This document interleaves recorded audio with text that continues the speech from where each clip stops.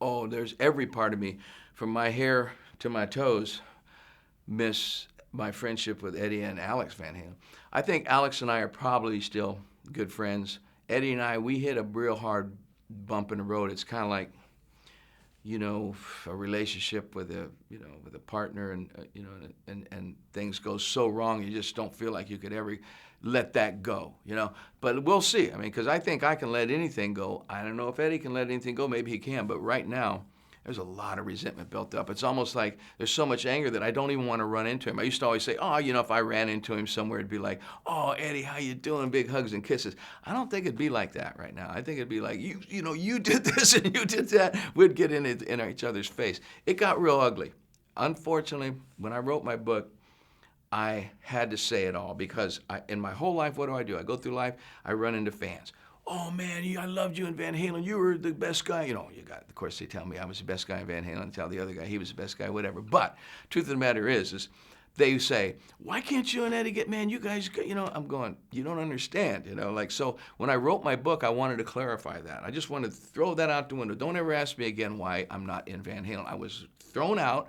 I was stabbed in the back and left for dead, you know, and it wasn't, you just can't go back and hug and kiss those kind of people that do that to you. And so I wrote about it in my book. And now that I really wrote about it in the book, I don't think Eddie would ever look me in the eye and shake hands, or no hugs and kisses. But Alex knows it's all true, and he knows it was all, you know, he knows what happened. He was a bystander who stood by his brother, and I love them both. I still love Eddie Van Halen with all of my heart, and I wish him nothing but good health, and hopefully he gets himself together. But he put me through some miserable stuff that one human being should not do that to another human being. And it's not like I didn't have a choice. I had a choice. I could have split in the middle of that tour, but when I did, I was threatened to be sued for so much money that it was like, I'm going to stick it out, you know, and sticking it out through those situations where I had to get my own airplane, couldn't fly on the same plane.